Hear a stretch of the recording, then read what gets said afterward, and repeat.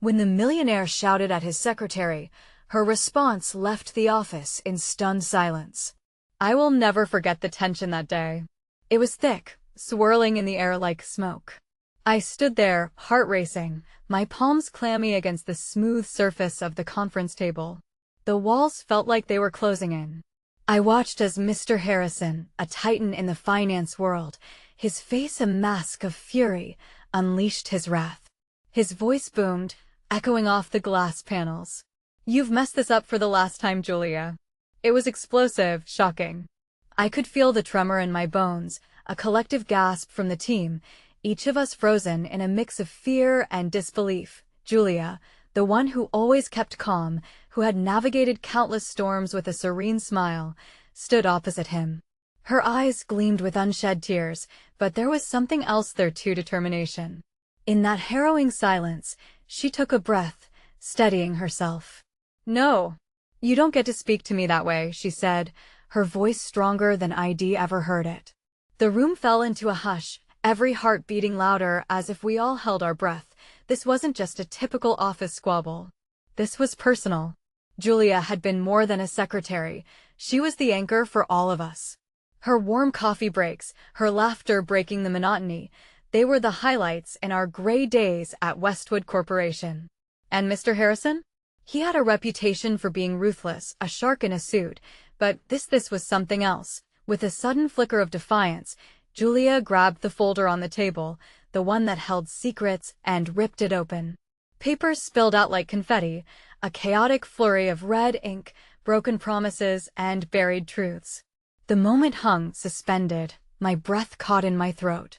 What was she doing? I could hear a few shocked murmurs around the room, disbelief etched on their faces. Suddenly, the weight of the past seemed to collide with the present.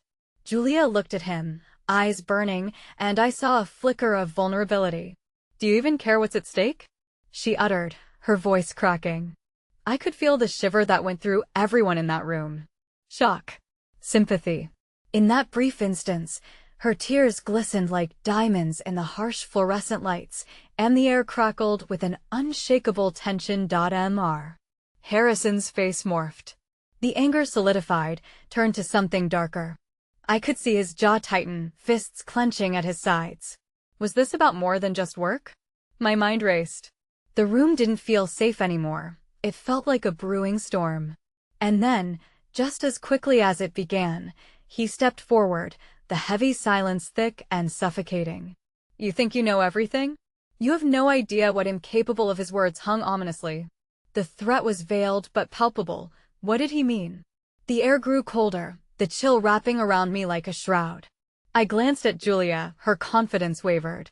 There was a crack in the facade, and for once, I saw fear flash across her features before she steadied herself again. What had started as a simple argument was spiraling into something much worse. I never anticipated this would unfold. We were witnessing a turning point, and the aftermath was uncertain. My heart raced with anticipation and dread. Would anyone walk out of this office the same again? Hey, before we continue with this amazing story, I need to give you an important heads up. Many subscribers have reported that YouTube unsubscribed them without warning. Take a quick second to check the red button below to make sure you're still subscribed to the channel. I'd hate for you to miss any of the exclusive content coming soon. And while you're there, smash that like button, it really helps me out with the algorithm. Oh, and tell me in the comments, which city are you watching from? I love getting to know every amazing person who's part of this community. Your participation makes all the difference. Let's connect. The atmosphere in the office had shifted dramatically. The oppressive silence pressed on our ears, each tick of the clock wave-like, reverberating the tension that hung like a thick fog. My pulse quickened, matching the cadence of escalating emotions swirling around. I felt trapped in a moment that could spiral uncontrollably into chaos. Julia remained still, unwavering, but distinctly shaken. As Mr. Harrison advanced toward her, stepping out from behind the mighty fortress of conference room resolve, I saw the glint of her determination dim slightly, battling with an internal tempest. I was stunned at the revelation that he was capable, not only of cutting remarks, but of wielding hidden threats. The precarious scales of our world, where silent support was customary and confrontation rare, seemed to teeter dangerously. "Stop this," I blurted out, my voice a shaky plea echoing amidst the profound silence. It felt inadequate, tiny against the magnitude of their conflict, but it was all I could muster. "This isn't how we do things here." My heart thudded as Mr. Harrison shifted his piercing gaze toward me, the air crackling with unexpressed frustrations. Julia shot me a quick look, grateful yet pained. For a moment, I recalled the countless times she had been our shield, the one we relied upon when Mr. Harrison's storms rolled through without warning. Here I was, desperately trying to protect her, not fully understanding how deep his contempt ran or the consequences of my interference. In an unexpected gesture of solidarity, a colleague, Alice, stood to join me. "Let's just talk about this," she said softly, her voice steady, adding a reluctant strength to our fragile stand. "We don't need to escalate things further." Her words hung in the air, a lifeline thrown into turbulent water. Mr. Harrison's demeanor flickered momentarily, the frost in his eyes giving way to something more complicated: fear, perhaps, or recognition that he wasn't alone in this landscape of conflict. Yet, as we stood there, we were painfully aware it was not enough. Julia inhaled deeply, drawing courage from the solidarity blooming between Alice and me. "You don't intimidate me anymore," she declared, her voice cutting through the tension like a knife. "This isn't just another failure for you to brush aside, it's people's lives." Her words surged with an emotion that felt unfamiliar and fearless, almost liberating, but with the intensity grew the darkness in Harrison's eyes. "You think you can win this audience, Julia?" His voice, although lower, was laced with a warning, an undertow of lethal consequence that sent a silent shiver through all of us. "You have no idea what's really at stake here," Julia faltered, if only for a heartbeat.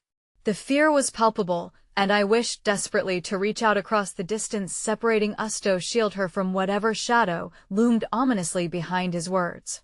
There was a fracture in her conviction, a dissonance between her heart and her head, and it was this vulnerability that made Mr. Harrison even more dangerous. I caught a glimpse of Julia's past flash before my eyes, her sacrifices, the late nights and weekends spent organizing, even taking the brunt of Harrison's frostiness to maintain harmony within our team. She had endured hours of unnoticed labor, shouldering responsibilities that extended beyond the realm of her job description. The weight of the betrayal hung thick, and just when I thought the room would implode under the strain, an unexpected presence emerged, a small figure peering timidly past the glass panes of the conference room. It was Lily, the intern, a bright spark in our otherwise monochrome office. Her wide eyes darted from face to face, taking in the scene. "Is everything okay?" she ventured, fresh naivete illuminating her voice, cutting through the tension with a hopeful curiosity. Her arrival was unexpectedly soothing, and for a beat, it felt as if the air lightened, if only slightly, but the moment dissipated quickly as Mr. Harrison fixed his glare on the young intern. "No, it's not okay," he barked, the collision of his tone shattering the fragile peace that had briefly surfaced. "Leave. This doesn't concern you." Lily flinched, but held her ground, her small frame a testament to nerve. "But I just go." Mr. Harrison's voice cracked like a whip, the rage seething and explosive. In that moment, Julia's expression twisted, something sparked inside her. She was no longer just defending herself, she was defending Lily, all of us. "No," she shouted, her voice resonating through the glass walls. "You won't bully her either." This pivot sent the room into stunned silence again, but fracture lines spread through each of us like cracks in glass, veering the scene into a realm of real danger. What had begun as a confrontation between a powerful man and his subordinate had morphed into something far more complex, something far more threatening, not just for Julia, but for everyone present. With bated breaths, we braced for the unknown. What would happen next? The room felt unbearably tense as the stakes raised themselves higher. Every pulse, every heartbeat became a countdown, an anticipation for the storm that was about to break. And in that lengthy silence, a shadow lifted from the corner of my mind, an unsettling thought lingered. pulling me deeper into the darkness of this conflict. What did Mr. Harrison truly mean when he spoke of stakes? A revelation loomed within the chaos, and I felt it like a predator trailing closely behind. My heart raced with the instinct not just to protect, but to uncover whatever hidden truths danced dangerously near the surface. In that fraught moment, everything was about to change, and I couldn't shake the feeling we were standing on the edge of something monumental. As Julia's voice echoed through the conference room, its force ignited a flame of rebellion that illuminated our collective despair. The room brimming with unspoken fears grew electric, a tension that both horrified and exhilarated me. For too long, Mr. Harrison had cast a long shadow over our workplace, and it struck me that perhaps the dawn was finally breaking. Yet alongside this growing bravery loomed an anxiety. The repercussions of Julia's defiance might be catastrophic. I could almost hear the internal ticking of a bomb, waiting for that pivotal moment to explode. As Mr. Harrison's darkened gaze narrowed further, I realized that we were not just amplifying our voices, but potentially galvanizing his wrath in a way that would pull us all into a maelstrom. "Stand down, Julia," Mr. Harrison warned, the words sliding out with a chilling calmness like a predator sizing up its prey. "You don't know what you're risking. This isn't about you or the interns. It's a matter far more critical than your misplaced courage can grapple with." Julia, unwavering, stepped forward, her small stature seeming to amplify rather than diminish the strength vibrating from her. "I may not know everything, but I know bullying when I see it. You may have power, but you don't have the right to control others through fear. We're not your pawns. My heart soared, a flicker of hope igniting amidst the chaos, but it was soon swallowed by dread. I hadn't considered the stakes she was challenging. What if Mr. Harrison wasn't just a cruel boss? What if there were deeper, darker secrets entwined with his authority, ones that could cause harm that spread wider than just the office walls? Just then, I felt the weight of a hand on my shoulder, surprising me. I turned to find Alice beside me, her presence offering quiet strength. She leaned closer, her voice barely above a whisper. "Whatever happens, we stand together. We can't let him divide us. Not now, not ever." In that moment, I recognized a profound truth. We weren't just individuals navigating an oppressive hierarchy. We were a collective, bound together by shared experiences and mutual respect. And yet, as Mr. Harrison's expression morphed into something dark and calculating, an instinctual dread rippled through me. "You're playing a dangerous game, Julia," he said, a smirk creeping onto his lips that felt more akin to a predator's than a colleague's. "You don't know the full story. You've been blind to the truth, and your trust in your coworkers is misplaced." A frigid silence enveloped the room as curiosity and fear rippled through our small collective. What could he possibly be referring to? I searched Julia's face, seeing her resolve flicker but not extinguish. We needed to protect each other from whatever might be unleashed. Mr. Harrison continued, his tone laced with menace. "There are consequences to standing against me. And you'd be surprised who will stand with you when the waters get rough. These relationships are built on a foundation of convenience rather than loyalty." Panic fluttered within me, threatening to drown everything else out. What more did he know? Was there a web of secrets that reached beyond our office? The thought gnawed at me, but before I could dive deeper into that abyss, Julia's voice broke through, sharper than ever.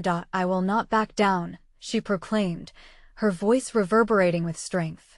"Whatever you have over those who cower in your presence does not dictate who I am. Is that so?" Mr. Harrison's response was chilling, and the mirth dripped from his voice like poison. "Let me remind you that truth can be a double-edged sword, Julia.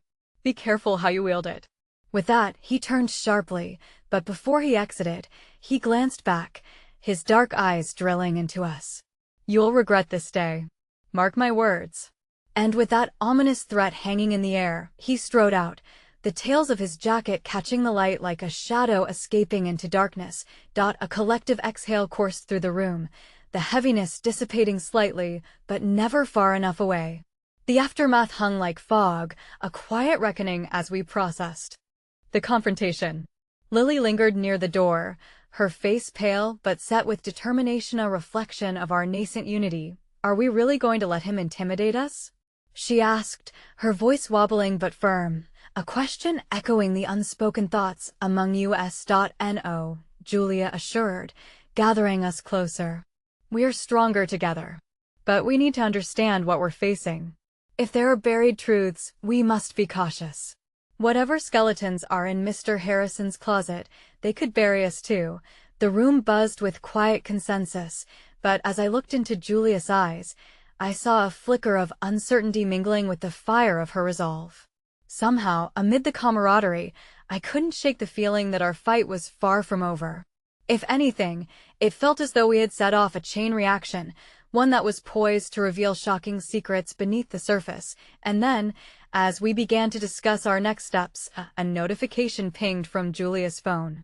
The screen lit up with a message that sent the ground rushing from beneath my feet. I have something to tell you about Mr. Harrison, something that changes everything. The tension montaged back, but this time it was different. We were no longer merely survivors within a hostile environment. We were warriors searching for the truth. As Julia's gaze locked onto mine, I understood whatever lay ahead would require more than the courage we had shown thus far.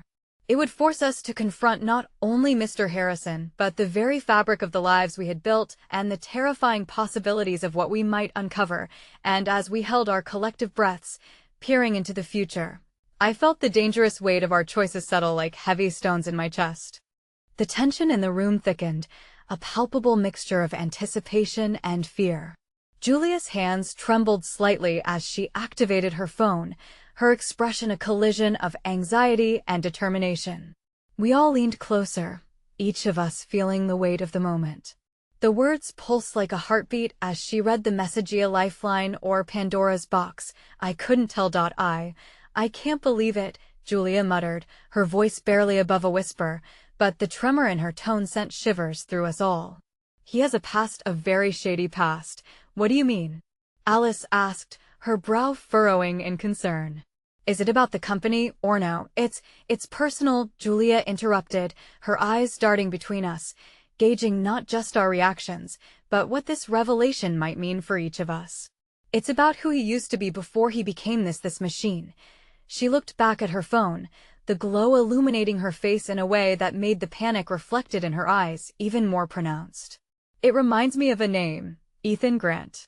He was involved in some serious scandal, bribery, fraud, and apparently something worse. My heart raced.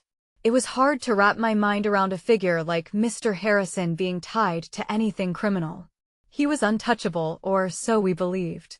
A man with power, lurking in the shadows, almost mythical in his cunning ways. What do we do with this information? Lily asked, her voice trembling slightly but fueled with a fierce hopefulness. Julia swallowed hard, her gaze dropping to the floor as if the very weight of what had been revealed forced her thoughts deep inside herself. I don't know. We need to be careful. This could change everything, or it could backfire on us. But with every word she spoke, a fire ignited in my chest. What if this was our way out? What if we could expose the truth? Yet, lurking beneath that flicker of hope was the heavy knowledge that exposing Mr. Harrison could also bring down the wrath that swept through our office like a hurricane. Suddenly, a new figure stepped into the room, a shadow that seeped into the electric atmosphere, leaving behind an unsettling chill. It was Tom, the quiet intern known for avoiding confrontation, his demeanor often timid. His eyes darted around the group, taking in the charged air before locking onto Julia, a blend of fear and urgency crossing his face. I heard what happened, he stammered, each word clearly costing him. And I saw Mr. Harrison leave. He hesitated, raising a hand to push back a trembling strand of hair that clung to his forehead. But there's something else you need to know. I've been doing some digging into records I shouldn't have, and before he could finish, the door swung open with a violent force that echoed in our ears. It was Hank, a senior manager with connections in all the wrong places, storming into the room like a gale force wind. His presence alone struck fear into our hearts, each of us recognizing that he was an extension of Mr. Harrison's dark grip over the office. I see we're having a little gathering, aren't we? He said, his tone dripping with condescension. Are you planning some kind of mutiny? Because I assure you, there will be consequences if you continue to conspire. Suddenly, the words caught in my throat. The conversations about Mr. Harrison felt like a fragile bubble, one poke from Hank, and it could burst, leaving us exposed and vulnerable. Julia, however, stood her ground. We know what's been happening here, and we won't be intimidated anymore, Hank. Her voice rang with conviction, but I could sense her uncertainty. We were inching closer to a precipice, and the ground felt unsteady beneath us, but then Tom stepped forward, emboldened by Julia's spirit. "There's more that you all don't know," he exclaimed, his voice growing stronger. "And we're not afraid anymore. The truth is coming, and you can't silence us like the others." Hank narrowed his eyes, his face contorting into a mask of fury as he surveyed us with disdain.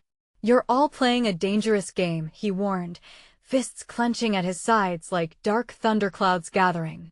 "I'd recommend you tread carefully. Especially if you're invoking names that were never meant to be spoken here. Names like Ethan Grant?" Julia challenged, her voice unwavering in the storm. A charged silence descended upon us, heavy with unspoken truths. Hank's expression faltered with a flicker of recognition before something darker flickered across his face, a warning that unleashed a flurry of desperate thoughts. "What do you know? What has he told you?" Hank's voice dropped to a threatening whisper, a glimpse of the predator within him emerging as he fixed his icy gaze upon Julia and Tom. Tom opened his mouth, words threatening to spill out, but before he could rally his courage, I felt a pang of foreboding. What if we were unearthing something far more dangerous than we could fathom? And just as the realization settled over all of us like a noose tightening, the lights flickered overhead, a sign of a power surge that sent a shudder through the room. "Enough, Hank. You're outnumbered," Julia asserted, but as she spoke those words, uncertainty gnawed at my insides. Power could shift on a whim, and the shadows lurking just beyond our reach felt closer than ever.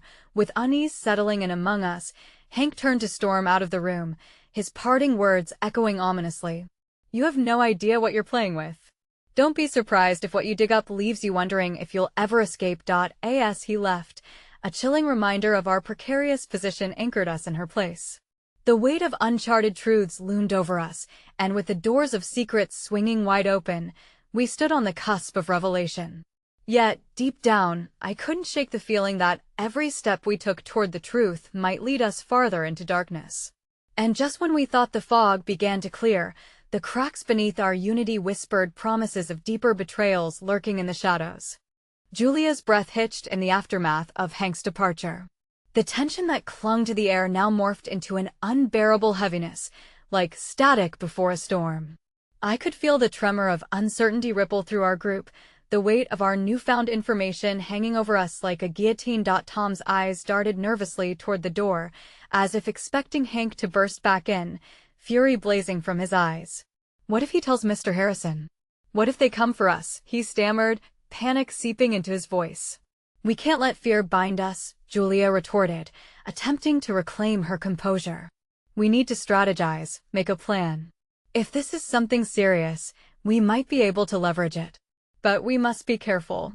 Her resolve was admirable, but her frail frame belied the quaking within. Lily placed a gentle hand on Tom's shoulder, her compassion shimmering in the haze of fear. "You're brave for coming to us, Tom. You might hold the key to unraveling this whole mess," she assured him, her voice soft but firm. "Bravery? You call this bravery?" he muttered, shaking his head. "I feel like a deer caught in headlights. I was just trying to find something to do with my time."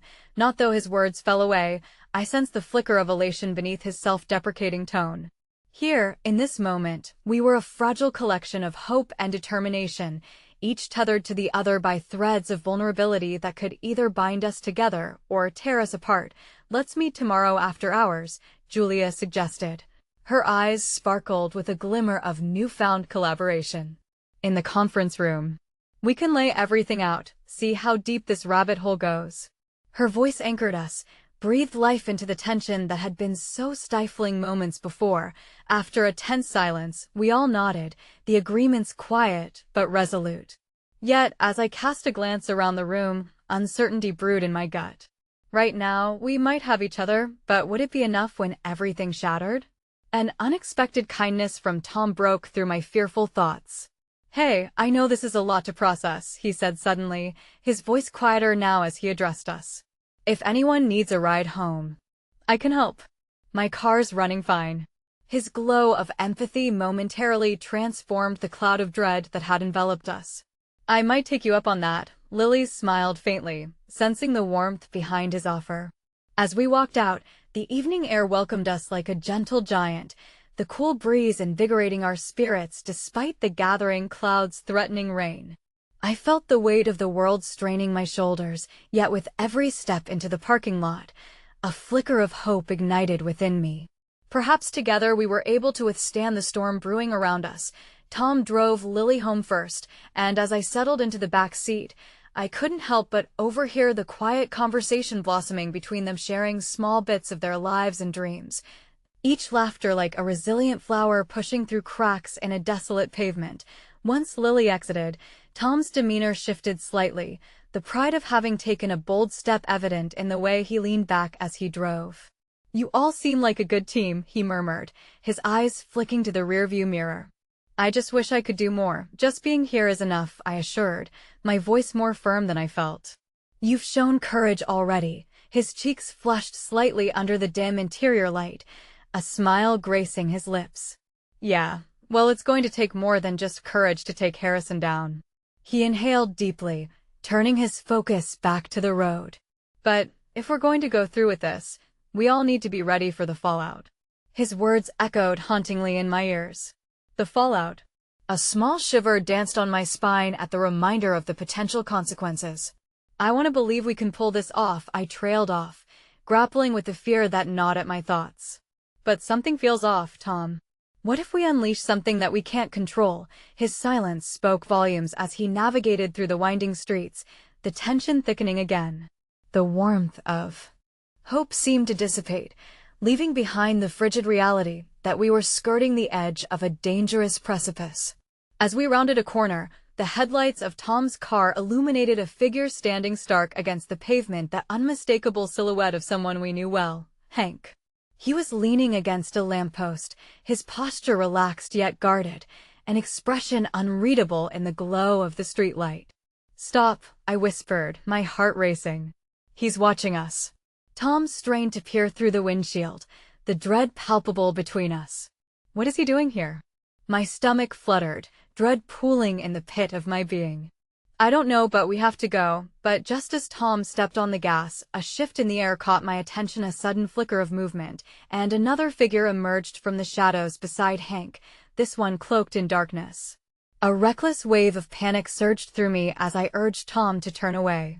But the dread coiling within me was eclipsed by a shocking realization that made my heart drop.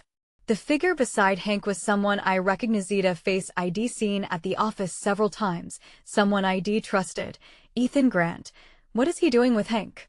I felt myself whisper, the words barely escaping my lips. Tom's jaw tightened as realization dawned on us both at the same time. Our simple pursuit of justice felt like it was spiraling into something we might never escape. As I turned to look back at the receding shadows, the truth whispered at the edges of my consciousness, a truth that hinted at a conspiracy deeper than we had ever imagined, a truth that waited quietly to tear us apart.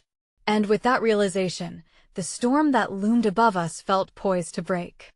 The tension in the air felt electric as the car retraced its route, my mind racing through the implications of what we had just witnessed.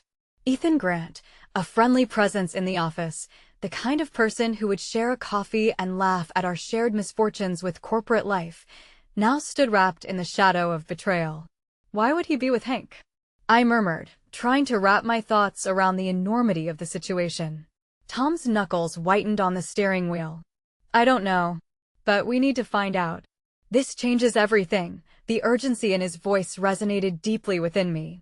At once, the rhapsody of camaraderie we had been building felt eerily fragile. We had thought we were battling one enemy. Now it appeared we might be entangled in a web woven by some of our own. As we drove, a silence settled over the car, thick with unspoken fears and veiled confusion. Tom's gaze remained fixed ahead, focused on the road, an anchor I desperately clung to in the swirling sea of uncertainty. I took a deep breath, trying to quell the rising tide of panic. "Do you think Ethan knows what Hank is involved with?" I asked, breaking the silence, even though the question felt like a trap I was baiting myself with. Tom turned his head slightly, eyes narrowing as he thought. "He might. It's possible he's either working for him or against him. If he is in on this," his words trailed off, leaving the implications to hang heavily in the air. Our unsaid conclusions loomed, overshadowing the glimmer of hope we had built not long before. Had we just been strangers in the dark, blindly trusting those around us? "We can't rely on anyone unless we're sure where their loyalties lie," I whispered, the gravity pulling me down. When we finally arrived at my apartment complex, the mundane familiarity of the space, the chipped paint on the walls, the flickering lights of the hallway felt ominous, a far cry from the safe haven I used to think it was. "I'll drop you off, but we can't just let this go," Tom said, the determination flickering in his eyes like the weak bulbs above us. "Let's meet at Julius after hours like we planned," I suggested, though dread crept into the suggestion. "No more secrets. We need to be honest with each other about what we're facing." Tom nodded, agreeing, but I could see the fear etched on his face. We stepped out of the car, the evening surprisingly calm despite the turmoil brewing within us. As I walked toward the entrance, I felt the sudden weight of isolation, as though the entire world was inching away from me, leaving only silence in its wake. Once inside, I tossed my keys on the table, my fingers lingering on the cold metal. Thoughts raced mercilessly through my mind. Should I reach out to Ethan? Could I trust him to confide in me what he knew? And if he was involved in something nefarious, would it put me in danger too? As uncertainty clouded my thoughts, I moved toward the small kitchen, absently filling a glass with water, the rush of liquid oddly grounding in the midst of chaos. My phone buzzed on the table, jolting me from my reverie. I picked it up, my heart racing at the unknown number flashing on the screen. I hesitated, a familiar thread of anxiety tightening in my chest. It could be anyone, Hank, or perhaps someone more dangerous. But the curiosity gnawed at me, and with a deep breath I answered, "Hello." There was silence on the other end, a moment that stretched painfully before a voice emerged, low and gravelly. "You need to listen closely." My heart thundered in my chest as I leaned closer to the device, my mind racing through the possibilities.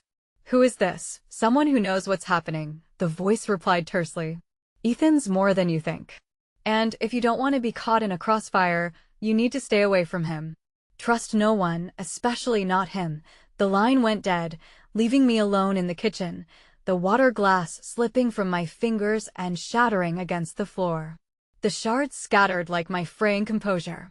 I dropped to my knees, heart racing as adrenaline coursed through me, grasping at the fragments of what I believed to be true. The voice had chilled me to the bone, but it also ignited a flicker of resolve within me. I needed to find out the truth, not just for me, but for all of us.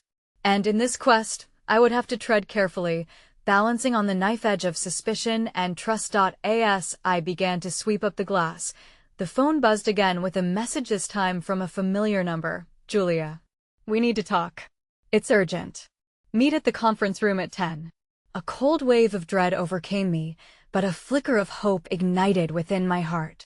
Perhaps, just perhaps, this was the beginning of uncovering the truth, a way to resist the shadows that were suffocating us. Yet as I gripped the phone tightly, a chilling realization settled, whispering ominously in the back of my mind. In this tangled web, the safety of our little group could hang perilously by a thread, and as I glanced at the broken glass scattered across the floor, I wondered if perhaps that thread would soon snap. My heart raced as I stood up from the shards of glass, shaking off the remnants of the shock. I could still hear the echo of that gravelly voice swirling in my mind, taunting me with its warning. I looked down at the mess on the floor, feeling as though I was staring into the pieces of my own shattered perception. Trying to steady my breathing, I took a moment to pull myself together. I needed to focus. The meeting with Julia at the conference room would likely unveil crucial information, but the weight of uncertainty lay heavy within me. I grabbed a broom to tidy up the glass, but instead of helping, it only amplified my sense of urgency. What if there was something more beneath the surface that we had all missed? The image of Ethan's face clouded my mind, his cheerful demeanor now twisted by betrayal. What if he was truly involved with Hank? Or was this just a cruel game woven by forces unseen, manipulating us like puppets pulled by invisible strings? As I pushed the shards into a dustpan, I couldn't shake the feeling of being watched. Harry, from the maintenance team, was nearby, fixing the flickering hallway lights. He paused for a moment and offered me a reassuring nod as he caught my eye. His presence was a small reminder that perhaps there were still people in my corner, those who possessed genuine goodwill in this chaotic world. "Everything all right?" he asked, his tone laced with concern. "Just a clumsy moment," I replied, forcing a smile, even as my insides twisted into knots. He nodded, but his brow creased as he lingered. "You know, if you ever need help with anything, I'm just a call away. I might not be much, but I've got your back." I appreciated the gesture more than I could articulate. "Thanks, Harry. That means a lot." After I finished cleaning, I watched as Harry returned to his task, and as mundane as those moments seemed, it reminded me that even in our darkest trials, flickers of human connection existed. But those flickers felt fragile now, like candlelight doomed to be snuffed out by the cold winds of betrayal. With apprehension gnawing in my stomach, I glanced at the clock. 9:30 p.m. Time was slipping away, and Julia was expecting me. I hurried to change out of my work clothes, donning a simple black top and jeans, thereby attempting to cloak myself in anonymity. Perhaps if I dressed down and acted aloof, I could blend into the shadows while gathering information. Upon arriving at the conference room, I paused outside the door, collecting my thoughts. This was a pivotal moment. I could either step into the spotlight or retreat into the shadows, letting fear guide me. With a shaky inhale, I entered, the air thick with tension that clung like mist. Julia was already waiting, her expression devoid of the usual warmth. She paced back and forth, her fingers tapping anxiously against her mobile phone. "Hey," I said cautiously, feeling the weight of unspoken questions looming between us. "Thank you for coming," she said, her voice a mix of urgency and fear. "We need to chat about Ethan." The mere mention of his name sent a chill through me. "What about him?" I was at the office earlier and noticed something odd. His office door was slightly ajar, and he had documents spread across his desk. Julia's eyes darted toward the door as if fearing someone might overhear. "What kind of documents?" I pressed, my heart racing. "Something about company contracts, but also transactions. Large amounts of money, accounts that didn't match up." She hesitated, gauging my reaction. "I think he might be involved in something far more serious than we believed. And it worries me. I can't shake the feeling that we're being watched." A knot twisted painfully in my chest. "What do you mean?" I challenged, the weight of her words pressing down mercilessly, like there are eyes on us. "I received a message today, too, just like you. Someone warned me to keep my distance from him." A wave of nausea washed over me. What if we're not just in over our heads, but in real danger? The realization slapped me with renewed urgency, and suddenly, the stakes felt exceedingly high. Just then, the conference room door burst open, and in strode Hank, flanked by two ominous figures dressed in dark suits, their presence oppressive. Their sharp suits contrasted with the familiar office space, transforming the atmosphere instantly. Every instinct in my body screamed for me to flee, to hide, but I stood frozen, powerless against the looming threat. "Let's not keep this a secret any longer," Hank declared, his voice cutting through the thick tension. "I think it's time we had a real conversation." The air crackled with disbelief, and as his gaze landed on Julia and me, an icy tendril of dread snaked around my heart. In that moment, time slowed. The world faded away except for the trembling uncertainty and the chilling realization that whatever lay ahead would change everything. With him standing there, I knew our lives were already intertwined in ways I could scarcely understand. And the very fate of our friendship, our safety, hung by a fragile thread on the precipice of revelation. The weight of Hank's words hung heavily in the air, suffocating any hope of retreat or escape. I could feel Julia tense beside me, her gray eyes wide as she searched for answers. The two dark-suited figures flanking Hank mirrored his imposing presence, their faces unreadable and cold as stone. "What do you mean, a real conversation?" I found myself asking, my voice trembling slightly but tinged with defiance. Hank's lips curled into a smile that didn't reach his eyes. You both have been quite the distraction lately. It's admirable, really, how you're so invested in your friend Ethan. But it's time you understand the bigger picture here. He stepped closer, his gaze piercing through me, and a shiver crept down my spine. Ethan isn't who you think he is. My heart raced, and I exchanged a frantic glance with Julia. What are you talking about? What do you know? I demanded, every instinct urging me to stand my ground, even as fear threatened to unravel me. We're all just pieces on a chessboard, sweethearts. Hank laughed, a hollow sound that echoed off the conference room walls. And sometimes, you have to sacrifice a piece for the game to continue. In that moment, I felt the walls closing in, the sharp edges of reality pressing against my consciousness. What game? The question burst forth, fueled by desperation. What does Ethan have to do with any of this? He's been playing both sides, Hank replied casually, leaning against the conference table as if recounting a casual story. Involved in deals that could turn this company upside down. But you wouldn't know anything about that, would you? I don't believe you, I shot back, though doubt not at me. I could feel my heart pounding against my ribs, urging me to dismiss everything he was saying. Believe whatever you want, Hank shrugged. But I suggest you get your facts straight before diving deeper. People might not be as forgiving as you'd hope. With that, he gestured to his companions, and they stepped forward. My breath caught, and in a flash, I glanced at Julia, whose eyes mirrored the fear I felt in my core. What are you going to do? She asked, her voice quawkier than intended. Just a friendly warning, Hank said. Things are about to get very complicated. Keep poking your nose where it doesn't belong, and you might find yourselves in some precarious situations. And as suddenly as they had arrived, Hank and his associates turned and walked out, leaving behind an echo of unease that seemed to settle in the corners of the conference room like dust. The door clicked shut behind them, and Julia and I were left in an oppressive silence. What just happened? Julia whispered, her voice barely above a breath. Two don't know, I stammered, my mind racing to piece together the fragments of truth amid this emotional wreckage. But we need to find Ethan. If what Hank said is true or if it's a manipulation tactic to scare us, Julia interjected, shaking her head. We can't just take his word for it.no. But we can't ignore it either. My resolve tightened. If Ethan is in trouble or worse involved in something dangerous, we need to get to him first. We gathered our things and stepped out into the dimly lit hallway, uncertainty thickening the air around us. I fumbled with my phone, my fingers trembling as I tried to look up his contact. Just then, a text notification popped onto the screen, and my heart skipped. It was from Ethan. Meet me at the old warehouse on 5th. We need to talk. It's urgent. Hope flared briefly in my chest before dark clouds rolled in. We have to go, I urged Julia, fighting against the rising tide of fear. Now, the urgency of the moment propelled us forward, down the dimly lit corridor, every step resonating with uncertainty and anxiety.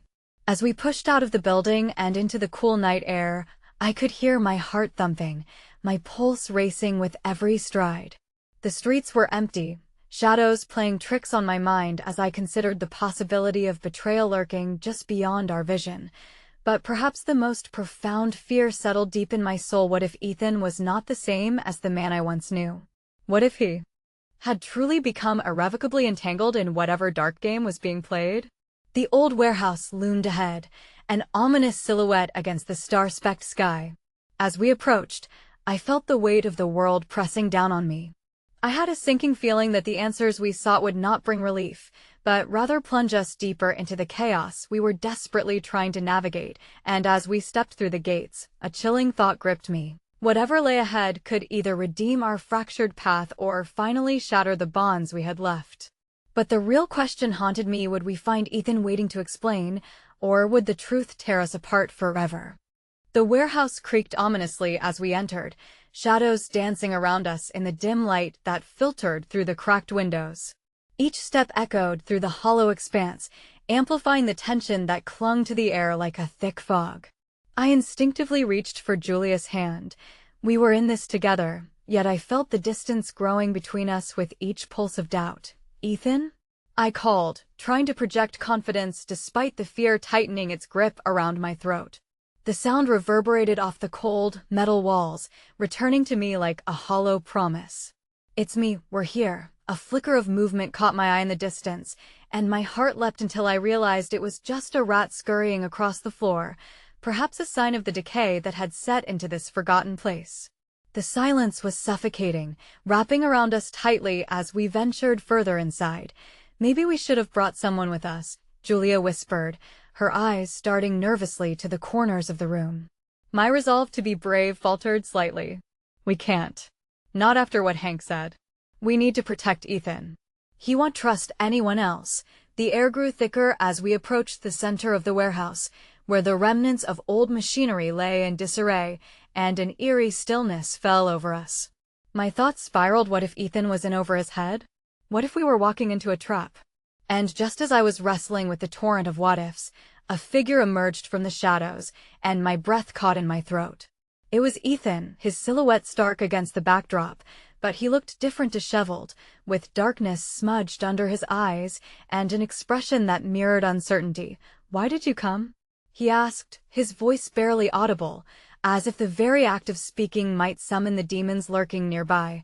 "Because we're worried about you," I said, my voice trembling slightly in the face of his distress. "After everything Hank said, shut up about Hank," he snapped, his tone sharper than I had ever heard.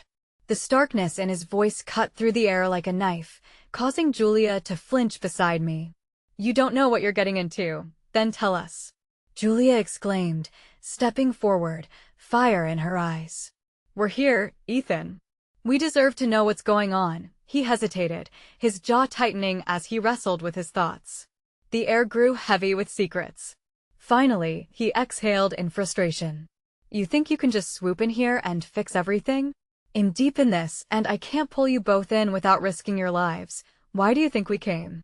"We wanted to help, but you're scaring us," I replied, my emotions bubbling to the surface, each word a plea. "We care about you. Caring can get you killed," he snapped, his expression softening slightly as he looked at me, the conflict battling within him. "Things have changed.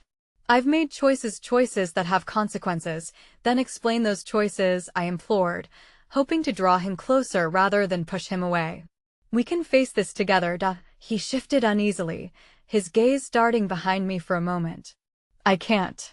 I'm not the man you think I am, and I'm too far gone. You shouldn't be here. I don't want you to get hurt because of me." Just then, the sound of footsteps echoed from the entrance, jolting us into a state of alertness. My heart dropped as I recognized the shoes crunching on the gravel floor. A group of men in suits, the kind you never wanted to see in a place like this, emerged from the shadows, led by Hank. The earlier dread returned with a vengeance, an icy hand gripping my heart. Well, what a delightful surprise," Hank said, his voice dripping with mockery as he surveyed our trio. "This is what I call perfect timing." Ethan stepped protectively in front of us, a storm brewing behind his stormy eyes. "Leave them out of this, Hank. Can't do that, Ethan. The game has changed, and you both have just become part of the stakes." He glanced at Julia and me, his smile chilling as he continued, "Consider it a favor. You should have stayed neither here nor there. Now, you're just pawns on this board."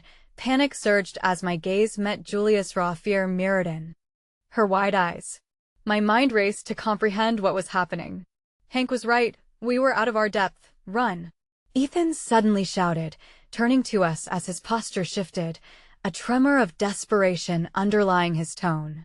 "Get out of here!" But before we could react, the men rushed forward, flanking us like wolves ready to pounce. "Let's not make this messier than it needs to be," Hank taunted, his smile broadening.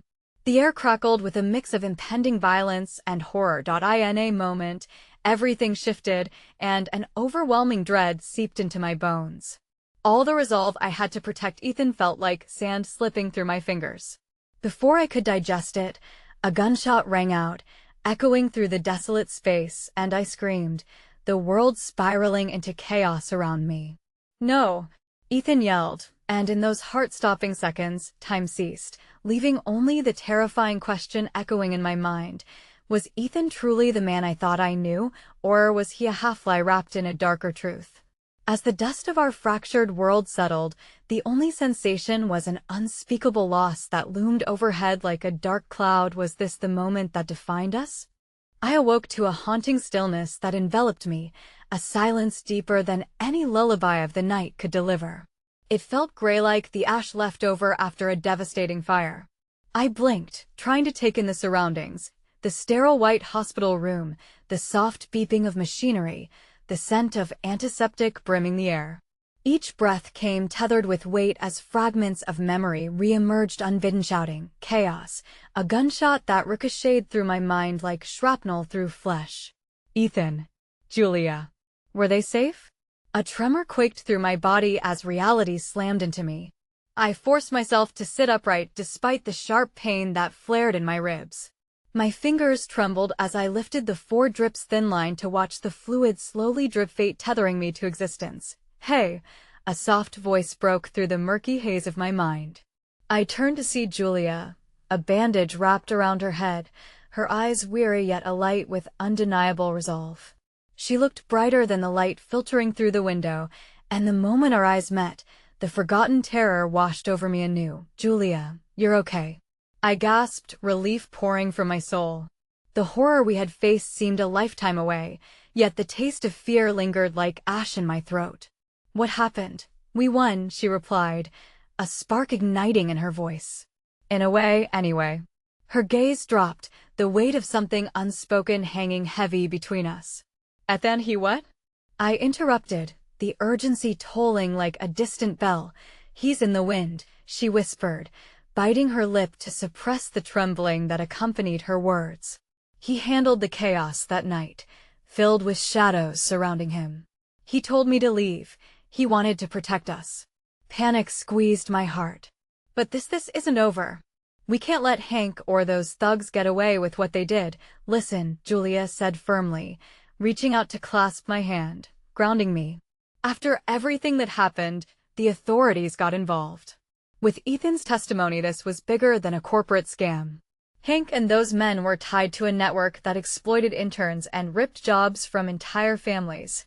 They've been dealt with because of Ethan. A knot twisted in my gut. But at what cost? The price of truth, Julia replied softly, her voice wavering. He made a choice to stand against Hank and protect everyone, not just us. But he's using this moment to make a real change. You're going to be okay. We're going to be okay. As the truth sank in, the walls of conviction that had gradually built within me from hard work, an unyielding faith in camaraderie to witnessing bravery sewn into our very fibers began to deform. I could see a glimpse of a different world reflecting in Julia's eyes, a world untouched by the shadows that had clung so fervently to us, but the flickering candle of hope we had nurtured, even with its slight glow, illuminated something frightening. I faced long shadows of doubt. Did we sacrifice Ethan for our fight? He's out there. How can we find him? At that instant, as if my question echoed through the air, my phone vibrated upon the bedside table. A message lit up the screen, illuminating a roadmap of uncertainty. It read, I'm still here. Truth strikes back. Watch your 6. Ethan. He was alive. The raw relief coursing through my veins ignited an explosion of emotions, newfound courage filling the air around me. I'll write to him, I said sprightly, even as we both grasped the ugly truth that still loomed, that he was out in a world rife with betrayal, even more profound than we could have imagined. Whatever happens next, we will find him, Julia whispered, fire igniting in her eyes, her grip tightening around my hand.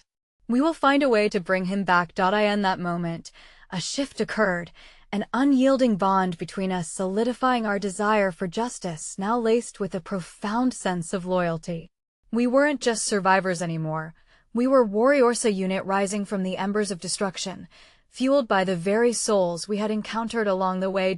As light from the window poured in, a thought graced my mind like a first breath after a storm. We couldn't lose ourselves in darkness. We had to light the way, not just for Ethan, but for all the others who might still be ensnared. We would be the bearers of truth, moving forward and uncovering layers that needed to be exposed, fighting against the very ties that threatened to encircle us again. Together? I asked, hope dawning fresh in my chest. Together, she responded with resolute fierceness, sincerity etched into her features, and with that vow hanging between us, a tether formed that would guide us into the unknown, lighting our path forward. I reached for my phone to respond to Ethan, as Julia leaned in closer, and all at once the world around us felt smaller yet braver, the shadows retreating to the edges. As we prepared to conquer the dark, somewhere in the depths lay the echoes of survival. And we were ready to embrace whatever awaited us next. My final thought lingered like a whisper, the way the sun breached the horizon. Sometimes, the hardest fight was against the shadows within, but every step toward the light counted, one that would someday guide us all home.